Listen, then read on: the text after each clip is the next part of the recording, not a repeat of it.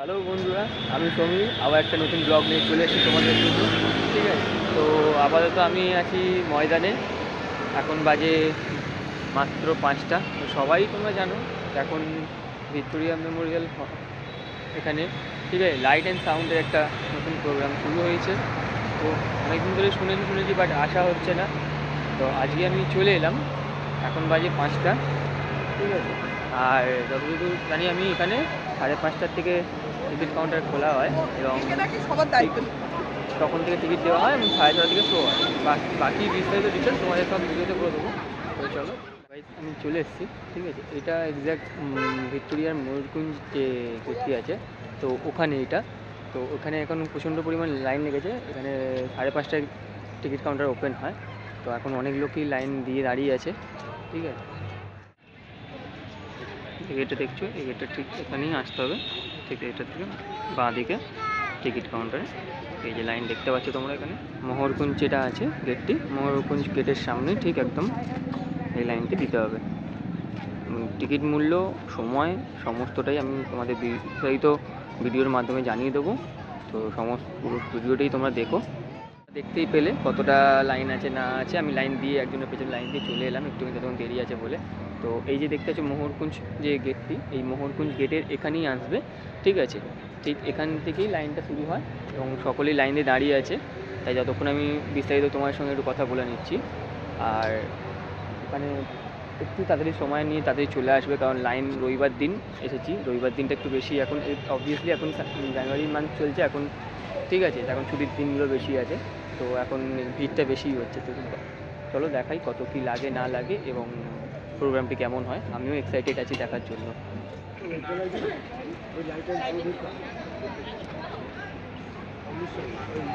তো সবাই দেখতেই পাচ্ছ কতটা পরিমাণে লাইন পড়েছে, পেছনে কত পরিমাণে লাইন, ঠিক আছে। তো আমরা এখনো পর্যন্ত টিকিট কাউন্টারের লাইনে দাঁড়িয়ে আছি। ভিক্টোরিয়ারের লাইট জ্বলে উঠলো। তো এখন আমরা আস্তে আস্তে এগোচ্ছি। হ্যাঁ, টিকিট কাটবো। তো কাকু এসে হচ্ছে এখানে এখন লাইন সেটেলমেন্ট করতে আসবে। এতক্ষণ কোনো লাইন সেটেলমেন্ট এখানে দেখাচ্ছে না, জাস্ট তোমরা এই বোর্ডটা দেখে নিও, এর মধ্যে বিস্তারিত দেওয়া আছে, ঠিক আছে। 3 বছরের ঊর্ধ্বে সমস্ত বাচ্চাদেরই টিকিট কাটতে হবে এবং মাথা পিছু প্রতি 5 জনের 100 টাকা করে টিকিট লাগবে।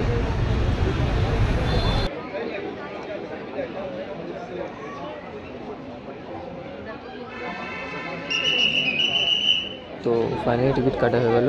তো সকলের জন্য 100 টাকা করে টিকিট লাগবে। তো ফাইনালি বুঝতে পারলাম অনেকক্ষণ পর অপেক্ষা করার পর, অনেকক্ষণ ধরে, ঠিক আছে।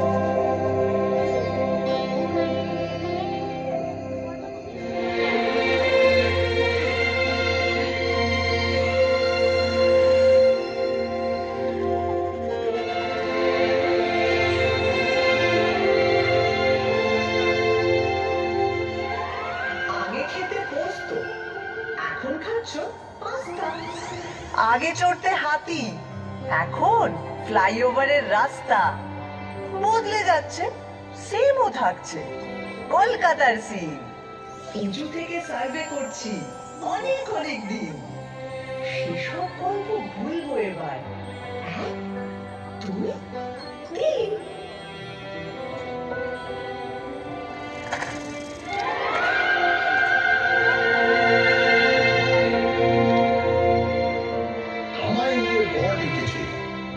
হচ্ছে মিন, বয়স হলো 300 400 হাজার খানেক থিম। কি বলবে আর কি বলবে না, যদিও মেয়েটা ভালোই চেনা, তবু নিজেও ঘুরতে এলাম, দুজন মিলে টিম।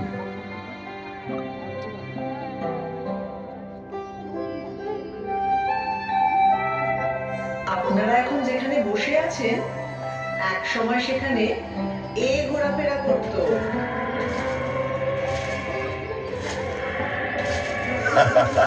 কোথায় জুরাসিক পার্ক আর কোথায় পার্ক স্ট্রিট? এখান থেকে শুরু করলে মোবাইল ফোনে আসতে আসতে 52 এপিসোড লেগে যাবে। তার চেয়ে একটা চেনা জানা ব্ল্যাক এন্ড হোয়াইট দিয়ে শুরু করো। তাহলে এটা দিয়ে করি। একটা গাড়ি সা করে বেরিয়ে এলো 38-2 এলগি রোডের বাড়ি থেকে 1941 সালের 16 জানুয়ারি যাচ্ছে এবং সোজা ঢুকে পড়ল বাঙালি আড্ডার ভেতর। না না না না না, নেতাজি সুভাষচন্দ্র বসু তার আগেই কলকাতার আত্মায় ছিলেন। উনি তো 1930-এ কলকাতার মেয়র হয়েছিলেন। কংগ্রেসের প্রেসিডেন্ট হয়ে তিনি ভারতের আত্মায়। তবে ব্রিটিশদের চোখে এক মন ধুলো দিয়ে ওই মহানিষ্ক্রম 3-4 রকম ছদ্মবেশ, একেবারে থ্রিলার। তার উপরে আক্ষরিক অর্থেই তিনি মৃত্যুহীন। এরকম সুপার হিরো কলকাতা আর পায়নি। সেরা ভিলেন হলেন অমিতাভ বচ্চন। অমিতাভ বচ্চন কেন? বারে তিনি কলকাতায় চাকরি করলেন, নাটক করলেন, আর সিনেমাটা কেন মুম্বাইতে গিয়ে করতে হলো? কি হতো বাংলা সিনেমার নায়ক হলো? সে তো ক্লিফ রিচার্ডও ছোটবেলায় কলকাতায় ছিলেন, মানে হাওড়ায়। কিন্তু সে তো একই হলো, অত বড় একটা গায়ক এখানে দাঁড়িয়ে হয়তো সুমন চাটুর্যের মতো জীবন রুটিন শুরু করে দিলেন। The speed আর পেলে পেলে কলকাতায় ছিল you না? man কিংবা লিওনেল মেসি? তাই ফুটবল নিয়ে আর কি মারবে না বলে দিলাম। 1911 সাল আইএফএ শিল্ডের ফাইনালে 2-1 গোলে মোহনবাগান হারিয়ে দিল শাহের টিম ইস্ট ইয়র্কশায়ার রেজিমেন্টকে। ভাবছেন পরাধীন দেশে ইংরেজ টিমকে হারাচ্ছে একটা দল যা সকলে ভারতীয়। কলকাতার ইতিহাসে জল করছে সেই দিন। ওই শাড়ি কিন্তু ভারতের রাজধানী সরিয়ে নিয়ে যাওয়া হচ্ছে দিল্লিতে। তার আগে 139 বছর ধরে আমি ছিলাম রাজধানী। ব্রিটিশ ভারতের মোস্ট ইম্পর্টেন্ট শহর। আরে তাদের লজ্জা কি? এটা গর্বের ব্যাপার। কলকাতায় তখন স্বাধীনতা আন্দোলনের এমন ঝাঁজ ব্রিটিশরা সইতে পারছিল না। তাই 1905-এ ঠিক করলো বাংলাকে দুভাগ করে দেওয়া হবে।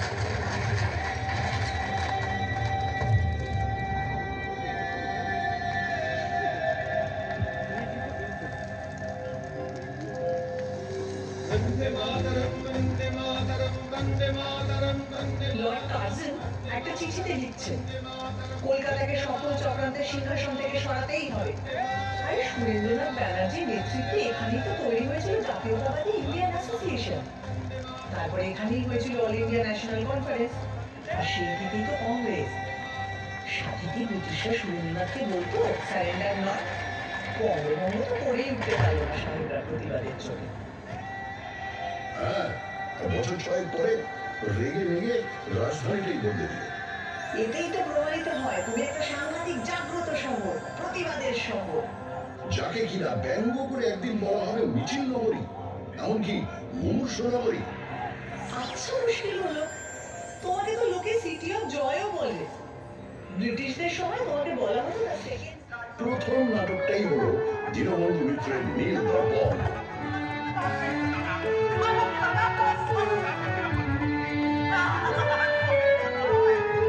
বছর 3 বাদে যখন এই দল সারা ভারত ট্যুর করছে, লখনৌতে নাটকটা হচ্ছে। যে সিনটায় ভারতীয় রায়ত এসে অত্যাচারী নীলকর সাহেবকে মারছে, তা দেখে দর্শকের মধ্যে থাকা ব্রিটিশ সৈন্যরা স্টেজে উঠে সব লন্ডভন্ড করে দিল। তারপরের বছর প্রিন্স অফ ওয়েলস কলকাতায় এসেছিলেন, তাকেও অভ্যর্থনা করা নিয়ে ব্যঙ্গ নাটক। আবার অত্যাচারী পুলিশ কমিশনারকে নিয়ে স্যাটায়ার। ব্যাস, ড্রামাটিক পারফরম্যান্স অ্যাক্ট, সেন্সরের খারাপ। শোনো শোনো, যার সেন্স বেশি তার পেছনে সেন্সর লাগবেই। এটা ভালো বলেছ। 1870 যখন জেমস হিকি এখান থেকে প্রকাশ করলেন ভারতের প্রথম খবরের কাগজ দ্য বেঙ্গল গেজেট, সেখানে তিনি লর্ড হেস্টিংসের স্ত্রী লেডি হেস্টিংসের কাজকর্ম নিয়ে অব্দি সাংঘাতিক নিম্নবন্ধ করে লেখা লিখতেন।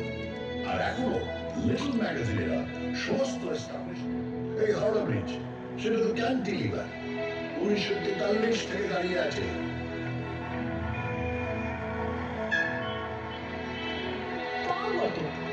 রোজ লাখ লাখ গাড়ি ঘোড়া মানুষ কত কিছুই যাচ্ছে, অথচ এতটুকু রস খায় না। পৃথিবীর কি গোটা বেঁচে একটা স্ক্রু নেই। ওই জন্যই যাদের মাথার স্ক্রু ঢিলে তারা প্রায় হাওড়া ব্রিজের মাথায় চলে বসে। ওখান থেকে ভিউটা ইমাজিন করতে পারছো? আরে বাবা, আমি পারবো না। বছরের পর বছর ভিক্টোরিয়া মেমোরিয়ালের টবে ডানা মেলে ঠায় দাঁড়িয়ে কলকাতার মানুষের প্রেম দেখেছি, খুনসুটি দেখেছি। এদিকে তাকালে একাডেমি অফ ফাইন আর্টস এর এক্সপেরিমেন্টাল পেইন্টিং, ওদিকে তাকালে রেস কোর্সের ঘোর তল্পি ছড়ানো, আর অন্যদিকে ক্লাবে ক্লাবে কোট প্যান্ট পরা কলকাতায় বাবুদের ইংরেজি আনা। ভিউজ আর নিউজ শেখাচ্ছ আমাদের?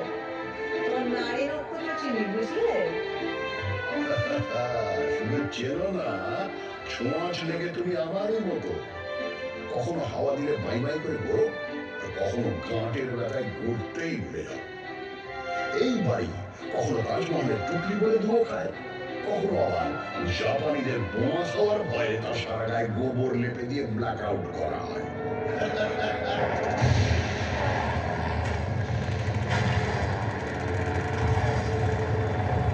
কত হাসির তো কিছু নেই। তোমার মুখে তো কঙ্কালের খোঁজ নেই বাবু। ওই দ্বিতীয় বিশ্বযুদ্ধের সময় যখন তোমার রাস্তায় শুয়ে খিদের জ্বালায় শয়ে শয়ে লোক মরেছে, আর অন্য লোকেরা তাদের দিনে নির্বিঘ্নে অফিস করেছে, আড্ডা মারতে গেছে, ফ্যান দাও ফ্যান দাও চিৎকার চাপা দিতে দরজা বন্ধ করে গ্রামোফোনে গান শুনেছে। তখন কোথায় ছিল তোমার প্রতিবাদী ফটক ফটক? দেখো, যা করার অনেকটাই করা হয়নি, কিন্তু পাড়ায় পাড়ায় লঙ্গরখানা খোলা হয়েছিল, সে তো ঠিক। আর দুর্ভিক্ষটা সরকার, রাজনীতিবিদ, আমলাদেরও তৈরি। স্বয়ং উইনস্টন চার্চিল সে দায় এড়াতে পারেন না অতগুলো লোকের মৃত্যুর, যাদের সম্পর্কে তিনি বলেছিলেন, এমনি না খেতে পাওয়া বাঙালিরা আরেকটু না খেতে পেরে বিরাট ক্ষতি নেই। সেটাও মনে রেখো। এও মনে রেখো, বিজন ভট্টাচার্যের অসামান্য নবান্ন নাটক অভিনীত হয়েছিল এই দুর্ভিক্ষ নিয়ে, এই শহরে। তা অবশ্য ঠিক। 1942-এ তৈরি হওয়া আইপিটি, ইন্ডিয়ান পিপলস থিয়েটার অ্যাসোসিয়েশন, ছিল বামপন্থী শিল্পীদের সংগঠন, যা থেকে কলকাতায় কত মণিমুক্ত জন্ম হয়েছে তার পথে এবার নামো সাথী, পথে হবে পথ চেনা, পথে এবার নামো সাথী, পথে হবে পথ চেনা। জনশ্রুতি নানান মতে মনোরথের ঠিকানা, হবে চেনা হবে জানা। পথে এবার নামো সাথী, পথে হবে পথ চেনা। আরো অনেক অবিস্মরণীয় গান, নাটক, সিনেমা জন্মেছে এখান থেকে। আইপিটি তো ঝলমলে ঘিরে উৎপল দত্ত, সুচিত্রা মিত্র, জ্যোতিরিন্দ্র মৈত্র, দেবব্রত বিশ্বাস, সলিল চৌধুরী, তৃপ্তি মিত্র, ঋত্বিক ঘটক এবং এরই ভাবশিষ্য মৃণাল সেন। শিল্পকে সমাজ বদলের অস্ত্র হিসাবে ব্যবহার করবে, আর তা অতুলনীয় উৎকর্ষ আবেগ দিয়ে জাগিয়ে তুলবে হাজার হাজার মানুষকে। এই জাদু বিপ্লবের রথ পই পই করে চলেছিল অনেক দূর। আমারে ফ্রড করে, আমারে ফ্রড করে। আমার দারুণ মজা লাগছিল। যে চকচকে তেল মেখে 4 ঘোড়ার গাড়ি চড়ে চান করতে যায়, তার একটা বেপরোয়া গ্ল্যামার আছে, এটা মানবে তো? আর দেখো, বাবুদের ওই বাড়াবাড়ি না থাকলে বাইজি নাচের সমজদারিও থাকতো না। তাদের টাকায় ঢালাও স্কুল কলেজের পত্তন হতো না। আর আমার সবচেয়ে আলো ভক্তি পার্বণ দুর্গাপুজোটাই হতো না। দুর্গাপুজোটাই হতো না? ওমা, কেন? আরে শোভাবাজারের বাবু নবকৃষ্ণ দেব মাদ্রাসা তৈরির জন্য প্রচুর টাকা দিয়েছেন, রাস্তা তৈরি করে দিয়েছেন, সারা দেশ থেকে গায়ক বাজনদা এনে বিশাল সঙ্গীত সম্মেলন করেছেন। আমার পলাশির যুদ্ধের সময় তিনি সিরাজের বিরুদ্ধে চক্রান্তে শুধু সামলিয়েছিলেন তাই না, যুদ্ধ জয় উপলক্ষে বিরাট দুর্গাপুজো করেছিলেন। সেটাই তো দুর্গাপুজোকে একটা বড় পার্বণ হিসেবে আমাদের সমাজে প্রতিষ্ঠিত করবে। এ তো ভারী বলবে না ব্যাপার। যে লোক বাংলাকে ইংরেজের হাতে তুলে দিল, সেই লোকই আবার দুর্গাপুজো চালু করলো। একদম। বাংলা ইংরেজদের হাতে কিন্তু যেত না যদি সিরাজউদ্দৌলা 1756 বিশাল বাহিনী নিয়ে আমায় আক্রমণ না করতে। উনি ইস্ট ইন্ডিয়া কোম্পানির সেনাদের গুড়িয়ে না দিলে ইংরেজরা চট করে একজন নবাবের বিরুদ্ধে ওভাবে যুদ্ধে নামতো না। যুদ্ধে নাম তো ঠিক, শুধু প্রপার নামগুলো বদলে দিত। ওরা দখল না নিয়ে ছাড়ার জাত নয়।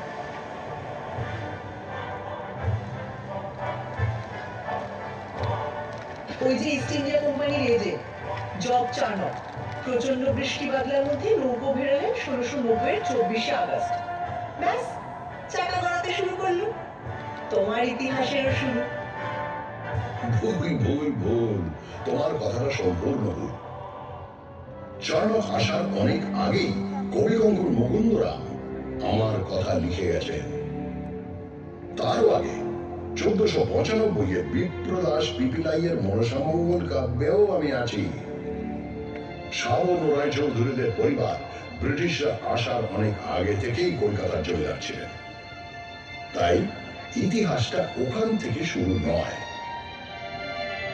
আর 2 নম্বর ভুল হচ্ছে, চাণক্য এসে যে চাকাটা খারাপ রাস্তায় গড়ালো তাও কিন্তু নিশ্চিত নয়।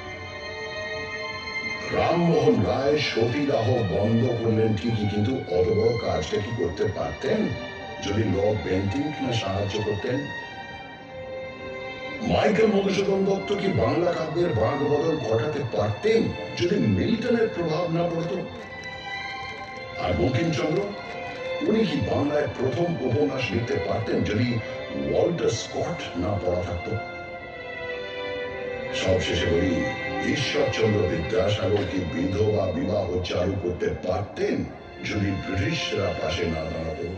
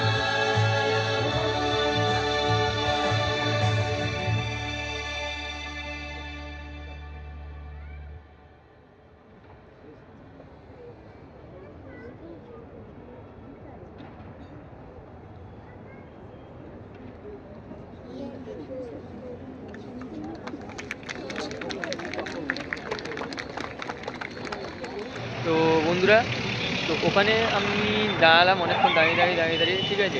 6:30 থেকে প্রোগ্রাম শুরু হলো এবং 6:30 থেকে 7:30 অবধি প্রোগ্রামটা হলো। সমস্তই তোমরা ভিডিওতে দেখতে পেয়ে যাবে। ভিডিওটা কেমন হলো না হলো সবাই কমেন্টে জানিয়ে দিও এবং লাইক করে দিও, চ্যানেলটা সাবস্ক্রাইব করে দিও। Thank you.